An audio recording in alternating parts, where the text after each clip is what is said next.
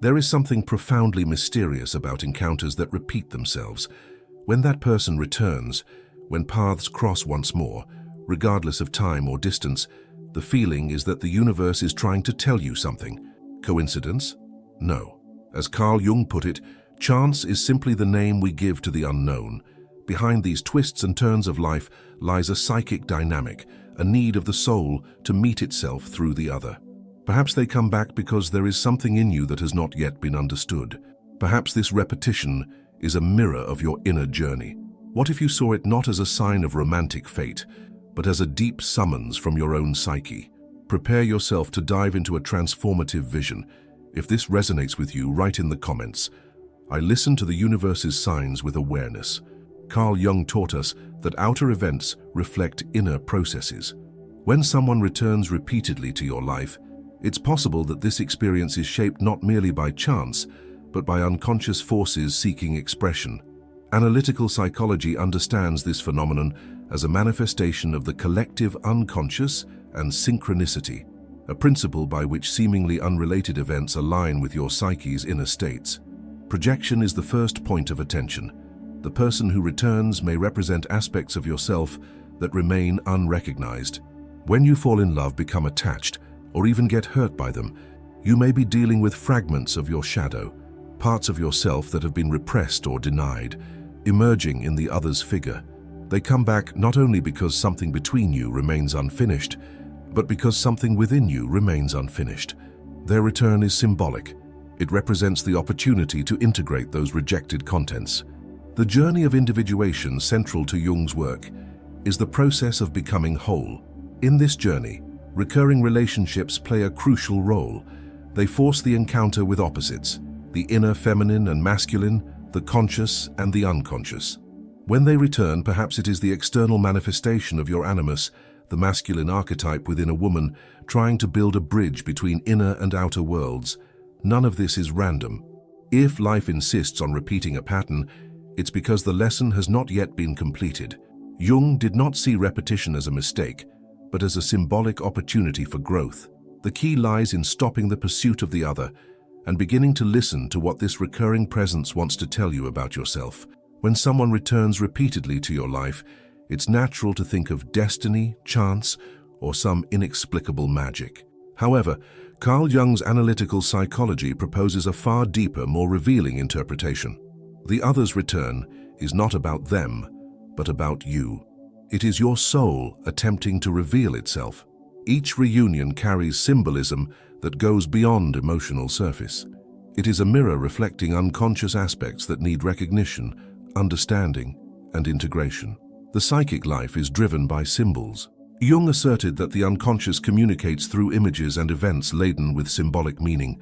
When someone re-emerges, apparently out of nowhere, and does so with a frequency that defies randomness, it can represent a living symbol.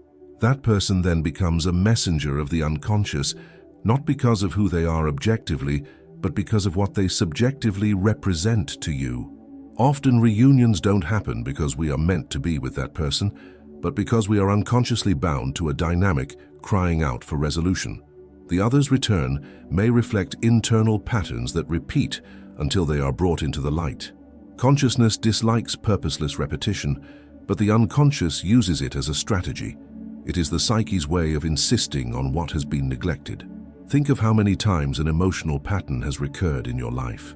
You become involved with someone, believe it will be different, yet the same sensations return.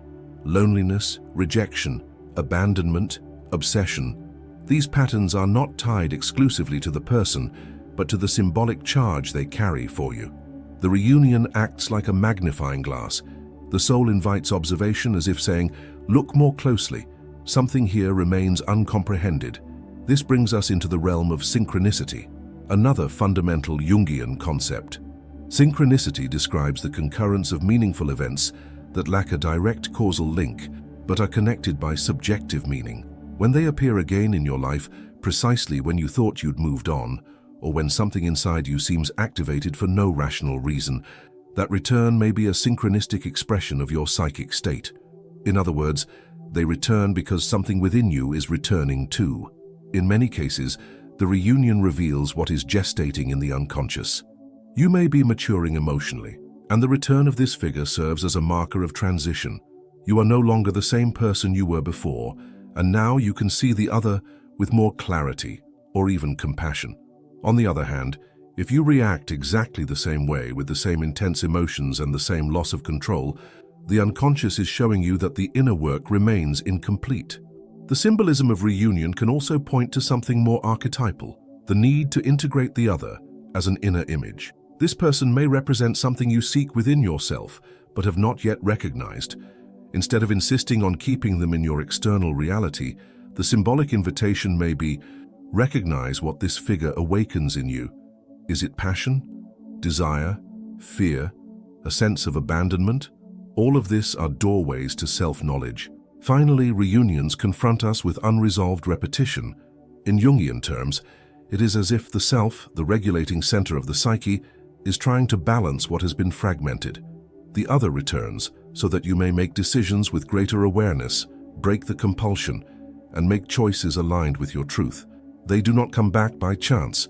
They come back because there is a mirror to be looked into, an inner story to be concluded, and a part of yourself seeking reunion. And that is infinitely more powerful than any narrative of external destiny. Every time we gaze at someone with intensity, whether it be love, anger, obsession, or fascination, we are not simply seeing the other, we are seeing parts of ourselves reflected in their image.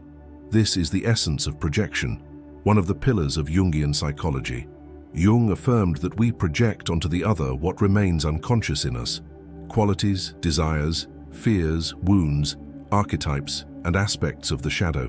When they return and you feel that whirlwind of emotions once more, you may not be reacting to the real person, but to what they symbolize within your own psyche.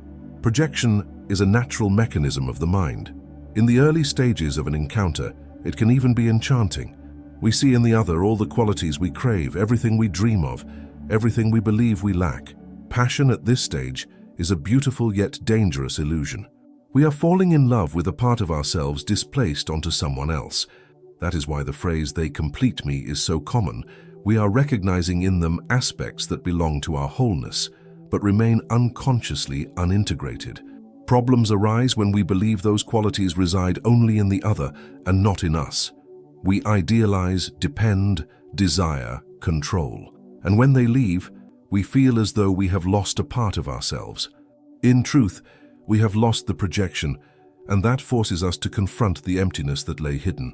When they return, this cycle can restart, unless we become aware of what is really happening. The shadow is the second essential element here. Jung described the shadow as everything we reject or deny in ourselves because it conflicts with the image we wish to present to the world. It includes not only negative traits such as envy, anger, and selfishness, but also repressed talents, potentials, and instincts. Many times we project our shadow onto others. They return, and all that we have not accepted in ourselves surface in them, and we react intensely. We feel guilt, judge, feel threatened, or are irresistibly attracted. This kind of relationship puts us face to face with profound contents we need to integrate. The attraction may be driven by an unconscious desire to reclaim forgotten parts of ourselves.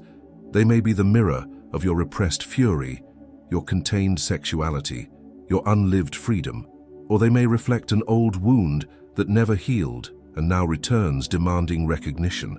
Seeing the other as a mirror is one of the most liberating steps on the psychic journey. It means understanding that what enchants or wounds us in them reveals something unresolved within us. This is not an excuse to accept abuse or romanticize toxic patterns, but an invitation to awareness. If you always feel invisible with them, perhaps that invisibility already exists within you as a learned pattern. If you feel you must constantly win them over, perhaps you are reliving the sensation of having to fight for love since childhood. The other's return thus becomes a portal to self-observation. Every intense emotion can be seen as a signal. What does this say about me? What am I projecting here? What part of myself am I trying to recover through them? It is also important to withdraw projection. This happens when we begin to see the other as they truly are, with their own limitations, choices, and paths. This is a painful process because it requires letting go of fantasy, idealization, the what if. But it is only at this moment that we can choose with clarity, and it is from this point that true transformation begins. When they return, the invitation is not simply to relive a story, it is to perceive what that story still has to teach. What are you seeing in them that actually belongs to you? Which aspects of your shadow are being activated? Which emotional patterns still need to be welcomed? Looking at them then becomes an act of courage, not to return to the past, but to free the future from unconscious repetitions. Within the psyche's structure, Carl Jung identified archetypes, universal patterns of psychic energy that shape how we perceive and react to the world. Among them, the animus plays a central role in women's emotional and affective experiences. The animus is the masculine archetype within the female soul, the symbolic representation of the man inside her. And it is precisely here that many reunions become so impactful. That figure may be activating far more than memories or emotions. It may be awakening your own unconscious animus. When they return, it is not just a person coming back. It is the archetype manifesting again in your consciousness. In a vivid, provocative form, the animus may appear as a guide, an idealized lover, an inner critic, or a destabilizing force. It can both elevate and imprison, depending on the level of awareness the woman has about its influence. In its unconscious form, the animus tends to project unrealistic expectations, intense desires for salvation, fixed ideas about what love is or what the perfect partner should be. All of this falls upon that specific man who returns to your field of vision and becomes once again the vessel for archetypal projection. This inner masculine energy is not merely a reflection of the outer world. It is deeply connected to how the woman relates to her reason, to her capacity for action, to her beliefs and to her own inner voice. When the animus is unconscious, it takes control subtly, causing decisions to be made based on a fixed idea of how things should be. It is the animus that may make you insist that they must return, that they are the one, even when reality shows otherwise. It is not rational desire. It is an unconscious archetypal impulse demanding acknowledgement. This kind of relationship, then, has less to do with the real man and more with what he represents internally. When they return, they rekindle the archetype within you, and that rekindling does not happen by chance. Jung believed that the self, the guiding core of the psyche, uses archetypes as bridges to transformation. A relationship marked by comings and goings, by emotional intensity, by a magnetism difficult to explain, may be driven by that unconscious animus still needing integration. They are not the problem, but the mirror. Integrating the animus occurs when the woman recognizes this energy within herself and begins to dialogue with it consciously. This does not mean denying her feelings for him or forcibly pushing him away, but separating the real from the symbolic. Who is he as a person, and what does he represent in my inner world? This discernment is essential to break compulsive cycles and reunions that do not stand on reality. The animus also leads the woman toward her inner autonomy. When integrated, it transforms from an invisible tyrant into a creative ally.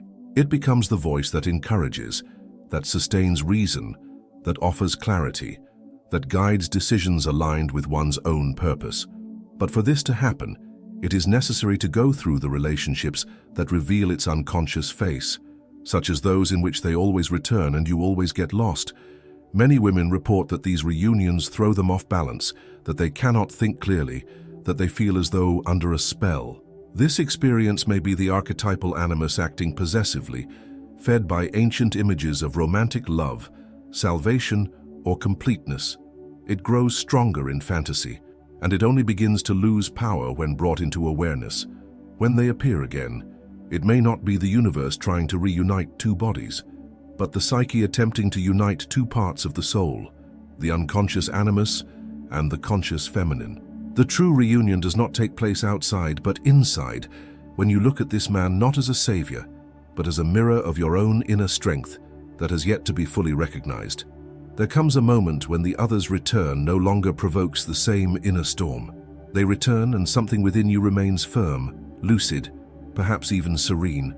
This moment does not arise by chance. It is the fruit of a profound, silent, and courageous process called individuation. For Jung, to individuate is to become who you truly are, to integrate all parts of the psyche, conscious and unconscious, into a continuous movement of self-realization. And in this process, knowing how to let go can be as transformative as insisting on staying. Letting go is not denying your feelings. It is not closing yourself off to the other or fleeing from what still hurts. It is, above all, an act of integration. When you allow the other to go their own way, even if they have returned, even if part of you still wants them, you are acknowledging that the true reunion that needs to happen is with yourself. It is in this internal space, between the desire to repeat and the choice to evolve, that the soul expands.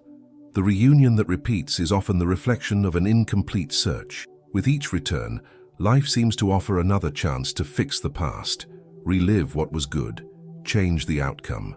But when we look deeply, we see that repetition only ends when we understand what it symbolizes. Letting go does not mean failure. It means that you have finally listened to what the cycle came to teach, and by learning, you transcend it. Many significant relationships are alchemical. They burn, transform, and deconstruct because their psychic function is to pave the way for something new. They activate ancient complexes, ancestral patterns, forgotten inner voices. And it is common for the mind to confuse intensity with destiny, pain with love, attachment with depth. But individuation demands discernment. Not everything that returns deserves permanence. Not every intense bond is a sign of soulmates. Sometimes they return so that you may consciously say goodbye to something that before was impossible to let go. This farewell is not merely external, it is internal. It is a symbolic mourning for what you believed you needed, for what you projected onto them, for the role they occupied in your personal narrative. Letting go is withdrawing projection, accepting reality, embracing the parts of yourself still wanting to cling. It is to speak with these inner parts with compassion, saying, I understand why you still want this, but now I choose for us. In individuation, every conscious choice creates a shift in the unconscious. By choosing not to repeat, you send a clear message to your psyche. The cycle is closed, the lesson is understood, and this understanding directly impacts future encounters, future relationships, and how you position yourself before love. The pain of loss then transforms into creative strength. Jung said that everything unintegrated returns as destiny. In other words, what you do not recognize in yourself will continue to present itself in the other until you embrace it. When the other returns and you choose to let them go consciously, you are ending a pattern not because you ran away from it, but because you lived it deeply enough to transcend it. You are no longer at the same point. You have evolved. This kind of farewell is not bitter. It is a farewell with gratitude, lucidity, and love. Love for yourself above all. It is acknowledging that the relationship fulfilled its symbolic function, awakened what needed to be seen, broke through resistances, and brought truths to light. And now, the next step is to walk alone. Not because you are alone, but because you are whole. Individuation is not about distancing yourself from others, but about drawing closer to yourself. Every conscious goodbye is a bridge to the reunion with your own soul, and in that reunion, there is peace. The same peace you once sought in the other's return now arises within you, silent and steadfast. And it is that peace that closes the cycle, once and for all. Some encounters do not return to last, they return to heal. When the universe insists on bringing someone back, it is not merely recreating a story, but offering an opportunity for inner transformation. As Carl Jung taught us, everything that repeats has a symbolic reason, and behind every return lies a profound summons of the soul to awaken, integrate, and evolve. The other is the mirror, the symbol, the messenger, but the true protagonist of this journey is you. By understanding projections, embracing the shadow, dialoguing with the animus, and choosing a conscious farewell, you draw closer to your own wholeness, and that changes everything. You cease to live at the mercy of destiny and become the author of your own path. The most important reunion is not with them, it is with your own essence. If this reflection has touched you, subscribe now to the channel and activate notifications. There's much more content coming to help you understand the unconscious's signs and transform repetitive patterns into wisdom. And now, watch the video appearing on your screen. It is the perfect continuation of this inner journey. Remember, true change begins when you choose to look at yourself truly.